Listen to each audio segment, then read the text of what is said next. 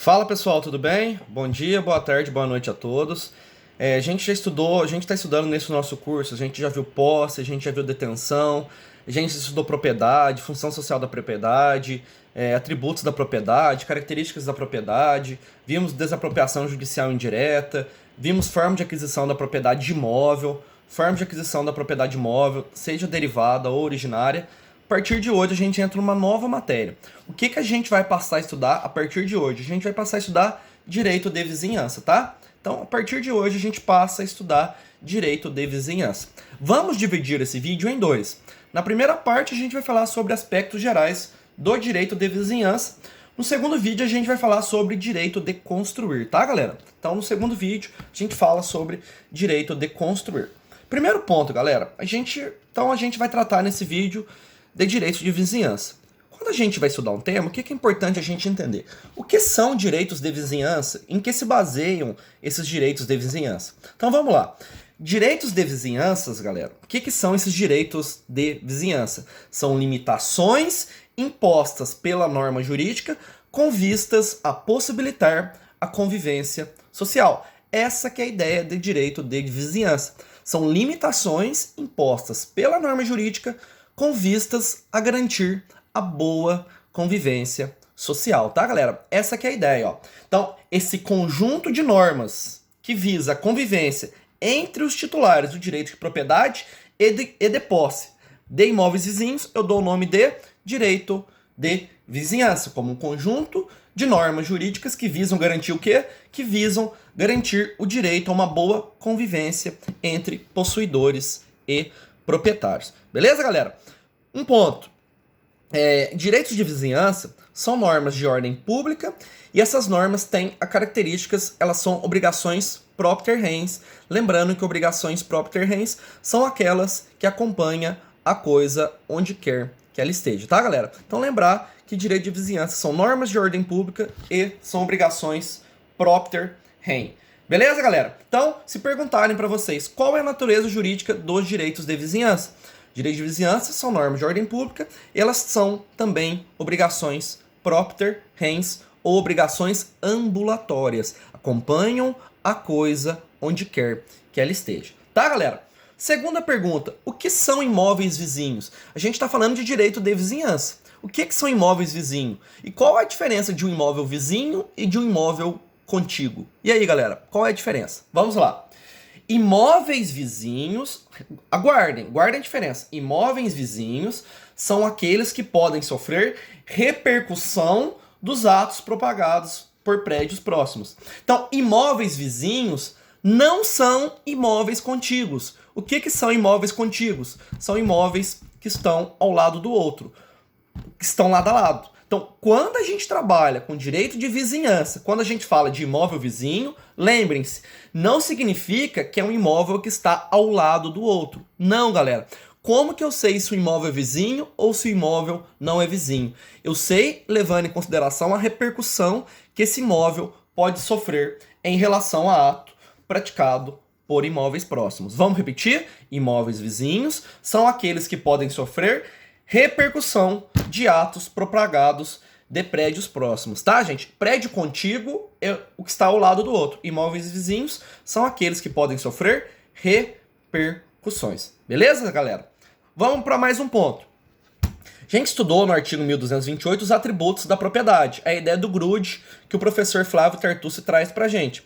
Gozar, reaver, usar, gozar, grude, ó, gozar, reaver, R de reaver, usar e D de dispor, disposição, tá, galera? Gozar, reaver, usar e dispor, e gozar, tá? Grude, tá? Disposição. Gozar, reaver, usar e dispor. São os 4 poderes de propriedade que estão lá no artigo 1228 do Código Civil. Perguntou: quais atributos os direitos são afetados pelos direitos de vizinhança? Quais atributos desses 4 que eu afeto, galera? E aí, quais atributos que são afetados pelos direitos de vizinhança? Vamos lá? Repare, galera. Repare. Eu posso alienar meu imóvel? Eu posso dispor do meu imóvel? Posso. Eu posso continuar reavendo do meu imóvel? Posso também. Repare, as faculdades de usar e gozar por parte dos proprietários e possuidores que são afetados. Porque eu não posso utilizar da maneira que eu quero o prédio vizinho. Eu não posso utilizar do meu bem da maneira que eu quero, porque a propriedade tem uma função social, tá? Então os atributos que são afetados quais são? Usar e gozar, tá, galera? Eu posso a qualquer tempo dispor do bem e eu posso a qualquer tempo reaver esse bem. Os atributos de usar e gozar que são afetados pelas normas de direito de vizinhança. Então, galera, qual é o primeiro artigo que a gente vai estudar na aula de hoje? A gente vai estudar o artigo 1277 do Código Civil. Ele trata, galera, do uso anormal da propriedade, tá? Galera, quando a gente trabalha com direito de vizinhança, vocês não podem esquecer de fazer uma ligação com o abuso de direito, tá? O abuso de direito que está lá no artigo 187 do Código Civil. O que é o abuso de direito? Abuso de direito é quando eu excedo manifestamente os limites legais. Eu não tenho direito de usar a minha propriedade? Tenho, mas não posso utilizar minha propriedade de qualquer forma. Eu tenho que respeitar os direitos de vizinhança. Eu tenho que respeitar a função social. Então reparem, galera, quando a gente trabalha com o uso anormal da propriedade, não esquecer de lembrar da ideia de abuso de direito, que está lá na parte geral do Código Civil, artigo 187, beleza? Então vamos ver o que esse artigo 1277 fala. Lembrando que ele trabalha com o uso anormal da propriedade. Vamos ler juntos esse artigo 1277 do Código Civil. O proprietário ou o possuidor, reparem, proprietário ou possuidor de um prédio tem o direito de fazer cessar as interferências prejudiciais à segurança, sossego e saúde dos que habitam, provocados pela utilização da propriedade vizinha. É a regra dos 3 S's, tá, galera? Guardem isso. Sossego, segurança e saúde. Vamos lá estudar? Reparem, o que o artigo 1277 abrange? Vamos destrinchar esse artigo, ó. As normas do artigo 1277, a norma, perdão, do artigo 1277, o que ela abrange? Ela protege tanto o proprietário quanto o possuidor de interferências prejudiciais. A sossego, a segurança e a saúde. Proprietário e possuidor são protegidos, tá, galera? Como assim proprietário e possuidor? O locatário pode exigir que cessem as interferências prejudiciais à segurança, sossego e à saúde, galera. Não é só o proprietário que pode exigir que cessem essas interferências prejudiciais, não. O possuidor também tem o direito de exigir que cessem as interferências prejudiciais ao sossego, à segurança e à saúde provocadas pela utilização do prédio vizinho. Olha que legal. Então, galera, proprietário ou possuidor tem direito de fazer cessar as interferências prejudiciais ao, vamos lá? Sossego. O que é o sossego? O sossego está ligado aos direitos da personalidade, né, galera? Intimidade e vida privada. Então vamos falar que uma propriedade está fazendo muito barulho. Sabe aquele vizinho chato que dá festa todo dia, que põe a música no último volume? Esse vizinho utiliza a propriedade dele e essa utilização da propriedade dele traz uma interferência prejudicial ao seu sossego. Você, com base no artigo 1277 do Código Civil, tem direito de fazer cessar essa interferência indevida, galera. Você tem direito de fazer cessar essa interferência porque ela prejudica o sossego. Depois, segurança. Segurança, gente, compreende tanto o aspecto pessoal quanto patrimonial. Então tem uma indústria de produtos inflamáveis. Essa indústria está trazendo um risco grande à sua segurança. A qualquer momento ela pode explodir. Você tem direito de fazer cessar essas interferências prejudiciais à sua segurança, por exemplo.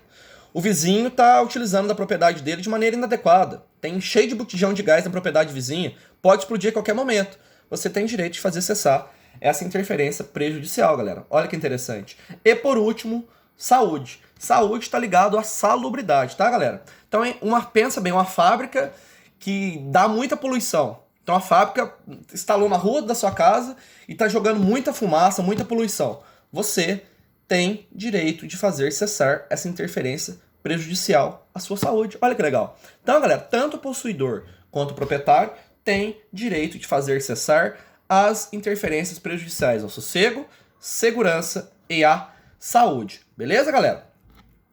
O parágrafo único traz um parâmetro. Vamos estudar esse parágrafo único, ó. Proíbem-se as interferências considerando a natureza da utilização, a localização do prédio, atendidas as normas que distribuem as edificações em zonas, os limites ordinários de tolerância dos moradores de vizinhança. Então, galera, o que esse parágrafo único do 1277 está falando? eu vou levar em consideração as interferências, o que eu considero para ver a interferência, se a interferência é ou não prejudicial. Vou levar em consideração, reparem, natureza da utilização, se eu utilizo para fins residenciais ou comerciais, por exemplo, localização do prédio, se está localizado em uma zona residencial, se está localizado em uma zona mista ou se está localizado em uma zona comercial. Se tiver numa zona, por exemplo, residencial, eu vou analisar de maneira mais grave. Se tiver numa zona comercial, eu vou ter uma maior tolerância. Reparem, gente. Então, primeiro ponto, natureza da utilização, localização, normas de edificação em zona. Toda cidade tem uma lei municipal que fala se a zona é mista, se a zona é residencial. Eu vou levar isso em consideração. E os limites ordinários de tolerância, tá, gente? Então, o que a gente pode perceber da análise desse artigo? Ó? O uso normal que causa incômodos normais não vai ter nenhum direito ao prejudicado. O uso normal que causa incômodos anormais, aí eu posso ter o direito de exigir a solução desses problemas, tá, galera? Então vamos estudar como que isso vai se dar, tá? Vamos reparar. Quando o uso for normal, então reparem, quando o uso for normal, mas causar incômodos anormais, reparem, se essa interferência for justificada pelo interesse público, eu não posso paralisar a atividade. Repetindo, quando o uso for normal, o uso da propriedade é normal, mas causa incômodos anormais, se essa atividade é justificada pelo interesse público, exemplo, uma fábrica que gera muitos empregos, a atividade não pode ser paralisada, mas eu posso exigir do causador do dano uma indenização. Onde que está isso, professor? Artigo 1278, ó. Quando as interferências forem justificadas pelo interesse público. Olha o que o 1278 fala, ó. O direito a que se refere o artigo antecedente não prevalece qual direito? De fazer cessar as interferências prejudiciais à segurança, ao sossego e à saúde.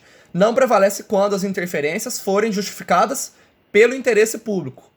Então, quando a interferência for justificada pelo interesse público, eu não posso fazer cessar a atividade, mas eu tenho direito de exigir uma indenização cabal. Pensa bem, galera, uma fábrica que gera muitos empregos na cidade. Tem sentido eu mandar fechar a fábrica? Não tem. Não tem sentido eu mandar fechar a fábrica. Mas e se a utilização dessa fábrica estiver me causando danos? Eu posso exigir uma indenização do dono dessa fábrica, por exemplo. Tá, galera? Em todo caso,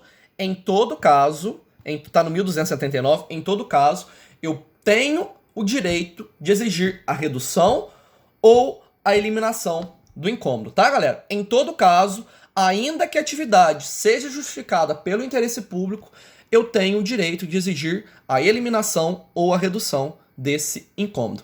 Tá no 1279, ó. Ainda que por decisão judicial devam ser toleradas, poderá o vizinho exigir a sua redução ou eliminação quando isso for possível, tá, galera? Então reparem, ó.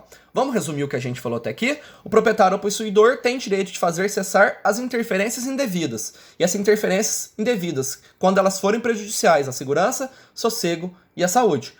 Ele pode fazer cessar essas interferências indevidas. Quando essas interferências forem justificadas pelo interesse público, eu não posso mandar cessar a atividade, mas eu tenho direito de exigir uma indenização cabal, bem como a redução dessas interferências, se isso for possível. Beleza, galera? Daí, a gente vai estudar agora as medidas cabíveis para fazer cessar essas interferências prejudiciais, que estão lá no artigo 1280 do Código Civil. O proprietário ou possuidor tem direito de exigir do dono do prédio, visando a demolição ou a reparação deste, quando ameaça e ruína, bem como que lhe preste caução por dano eminente, tá? O proprietário ou possuidor de um prédio em que alguém tenha direito de fazer obras pode, no caso de dano iminente, exigir do autor delas as necessárias garantias contra prejuízo eventual. Galera, o que esse artigo está falando? Ele está dando pra gente as medidas cabíveis que eu posso utilizar para fazer cessar essas interferências prejudiciais à segurança, ao sossego e à saúde. Quais medidas eu posso utilizar? Eu posso utilizar uma ação de dano infecto, por exemplo, que quando a utilização do prédio vizinho vai causar um dano à minha propriedade, eu posso pedir para ele, por exemplo, uma caução real ou fidejussória. Então eu posso ajuizar uma ação de dano infecto. Eu posso ajuizar uma ação de enunciação de obra nova, que não está prevista no novo CPC, mas ainda a doutrina entende que ela é cabível. O que é a ação de enunciação de obra nova? Ela visa impedir prosseguimentos de obras prejudiciais. Eu posso exigir uma ação de enunciação de obra nova. Eu posso pedir uma ação demolitória, demolir a propriedade vizinha, mas essa medida é drástica, só em último caso. E eu posso pedir uma ação de obrigação de fazer, por exemplo, ação de obrigação de diminuir o ruído. Você ponha isolamento aí acústico na sua propriedade. Eu posso exigir uma ação de obrigação de fazer. Ou até mesmo uma ação de obrigação de não fazer. Uma ação de obrigação de eliminar esses prejuízos que você está me causando, tá, galera? Então eu posso utilizar várias medidas para cessar essas interferências prejudiciais, ok?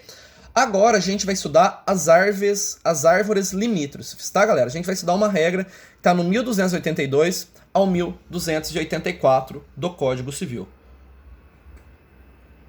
Qual que é a ideia, galera? O que é uma árvore limítrofe? Árvore limítrofe é aquela árvore cujo tronco está na linha divisória de dois prédios. Imagine que eu tenho uma casa e você tem uma casa. Tem uma árvore cujo tronco está na linha divisória dos nossos dois prédios. Isso é uma árvore limítrofe. O que é uma árvore limítrofe? É a árvore cuja linha divisória está no meio de dois prédios. Se essa árvore tem uma linha divisória que está no meio de dois prédios, eu vou presumir que ela pertence em comum a ambos os donos do prédio confinantes. Então, árvore limítrofe é aquela árvore cujo tronco está no meio dos dois prédios, tá, gente? Está na linha divisória dos dois prédios. Se eu tenho uma árvore que está na linha divisória dos dois prédios, eu vou ter a presunção de que aquela árvore pertence em comum aos donos dos prédios confinantes, tá, galera?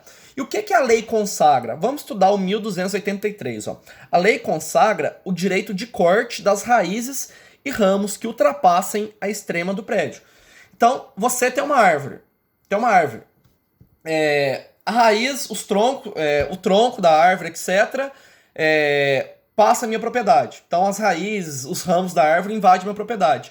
A lei dá o direito de corte. Eu posso chegar e cortar esses ramos, essas raízes que invadem a minha propriedade. Então, a lei garante o direito de corte, que está no 1283. Ó. As raízes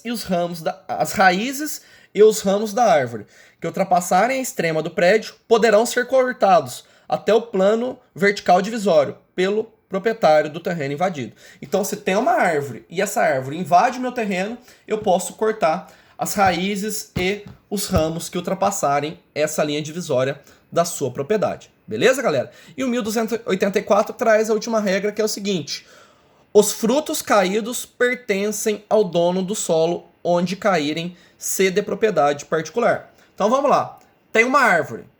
Esse fruto dessa árvore cai dentro da minha propriedade. Esse fruto que caiu dentro da minha propriedade vai ser meu. É isso que o Código Civil está dizendo, tá, gente?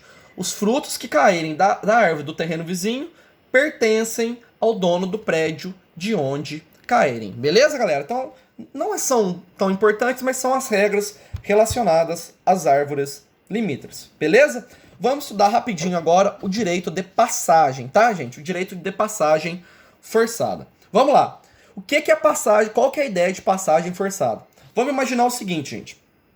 Tem 5 propriedades. A gente tem 5 propriedades. Tem uma propriedade que não tem passagem para a via pública. Vocês fecharam a minha passagem para a via pública. O que eu posso fazer? Eu posso exigir que você me dê o direito de passagem, tá, gente? Essa que é a ideia, tá? O 1285 do Código fala o seguinte, ó. O dono do prédio que não tiver acesso à via pública, nascente ou porto, pode, mediante pagamento da indenização cabal, constranger o vizinho a lhe dar passagem, cujo rumo será judicialmente fixado, se necessário, tá, galera? Então, se eu tenho um prédio, o prédio está encravado, eu não tenho passagem para a rua, o que eu posso fazer? Eu posso constranger o prédio vizinho a me dar esse direito de passagem, beleza? E aí a primeira pergunta que a gente faz: quais dos prédios será obrigado a dar a passagem? Aí o parágrafo único desse artigo vai dizer o seguinte: sofrerá o constrangimento o vizinho cujo imóvel mais natural e mais facilmente se prestar a passagem, tá, gente? Aquele que tiver menos onerosidade, aquele que eu puder passar de maneira menos prejudicial, vai ser o prédio que vai me dar esse direito de passagem, beleza? Então vamos lá. Eu dei o direito de passagem ou eu não dei o direito de passagem. Eu vou e vendo meu prédio, eu faço alienação desse prédio. O que acontece, gente? O direito de passagem, ele tem natureza de obrigação propter rem, tá? O parágrafo 2º do artigo 1285, ele diz o seguinte, ó: se ocorrer alienação parcial do prédio, de modo que uma das partes perca o acesso à via pública, nascente ou porto, o proprietário da outra deverá tolerar a passagem, tá, galera? Ainda que eu faça alienação parcial desse prédio, quem alienar parte desse prédio vai ser obrigado a dar o direito de passagem para o prédio vizinho, porque o direito de passagem é uma obrigação propter rem. A gente viu que os direitos de vizinhança são obrigações propter rem, tá? Aí a pergunta interessante, ó. Esse direito de passagem, essa impossibilidade, tem que ser absoluta ou pode ser relativa? Como assim, gente? O direito de passagem pode não ter qualquer passagem, ou eu posso aplicar essas regras também quando a passagem for insuficiente? E aí essa resposta, galera, tá na jurisprudência do STJ e no enunciado 88 da Jornada de Direito Civil. Olha o que o enunciado 88 diz, bem interessante. O direito de passagem forçada, prevista no artigo 1285 do Código Civil, também é garantido nos casos em que o acesso à via pública for insuficiente ou inadequado, consideradas inclusive as necessidades de exploração econômica, tá, galera? Então a passagem forçada, essa impossibilidade não precisa ser absoluta. Ainda que eu haja uma impossibilidade relativa, ainda assim eu vou ter o direito de passagem, tá, gente? O direito de passagem, lembrar sempre que eu vou ter direito a uma indenização, beleza? Para finalizar, uma perguntinha. A gente vai estudar mais para frente as servidões. Mais uma pergunta interessante. Qual é a diferença entre passagem forçada e servidão de passagem? Galera, passagem forçada está dentro dos direitos de vizinhança. Servidão está dentro dos direitos reais de gozo sobre a coisa alheia. Então, a primeira diferença: passagem forçada, direito de vizinhança. Servidão de passagem, direito de gozo sobre a propriedade alheia, tá? Passagem forçada é obrigatória. Servidão é facultativa. Eu dou a servidão se eu quiser. Passagem forçada é obrigatória, tá? E na passagem forçada, obrigatoriamente, deverá haver o pagamento de uma indenização, tá? Para encerrar a aula de hoje, vamos falar da passagem de cabos e tubulações, tá, galera? Qual que é a ideia da passagem de cabos e tubulações? O legislador, galera, ele tenta compatibilizar o interesse público com o interesse do particular proprietário de determinado imóvel, tá? Essa que é a ideia, compatibilizar o interesse público com o interesse dos proprietários. Aí, galera, o que acontece? O vizinho é proibido de impedir a passagem de fios, cabos, tubulações, etc., de modo a impedir que o outro vizinho tenha acesso ao saneamento básico, à energia elétrica, à internet, etc., tá? Então, galera, qual que é a ideia? A ideia de prevalência do interesse público sobre o privado. Eu não posso impedir que o meu vizinho tenha acesso a saneamento básico, eu não posso impedir que o meu vizinho tenha acesso à rede elétrica, eu não posso pedir que o meu vizinho tenha acesso à internet. Então essa que é a ideia, galera. Eu não posso impedir. Então o meu vizinho tem direito de utilizar a minha propriedade para passar cabos e tubulações, gente. Então essa que é a ideia, tá? O que o 1286 diz? Mediante recebimento de indenização que atenda também à desvalorização da área remanescente, o proprietário é obrigado a tolerar a passagem, através de seu imóvel, de cabos, tubulações e outros condutos subterrâneos de serviços de utilidade pública, em proveito de proprietários vizinhos, quando de outro modo for impossível ou excessivamente oneroso, tá, galera? Então, com base na supremacia do interesse público sobre o privado e na ideia de compatibilizar essa interesse público com o privado, o proprietário de um prédio é obrigado a dar a passagem de cabos e tubulações através do seu imóvel, quando isso não for possível ser obtido de outra maneira, tá, gente? Mas vamos lá. E se era possível você, por exemplo, colocar a internet na sua casa sem passar os fios por dentro da minha casa? E se era possível? O que acontece, galera? Se o proprietário vizinho conseguir provar que a utilização de outro caminho que não a sua propriedade seja possível, eu posso exigir que ele utilize outro caminho. Ou se o outro vizinho conseguir demonstrar que há uma maneira menos onerosa de fazer isso, eu tenho o direito de exigir que seja utilizada a maneira menos onerosa, tá, galera? Então essa que é a ideia da passagem de cabos e tubulações. Tentar compatibilizar o interesse público com os interesses particulares. Beleza, galera? Então o vídeo de hoje a gente para por aqui. A gente falou de regras gerais, de aspectos gerais a respeito do direito de vizinhança. E no próximo vídeo a gente fala do direito de tapagem e a gente fala também do direito de construir. Beleza, galera? Um grande abraço e até mais.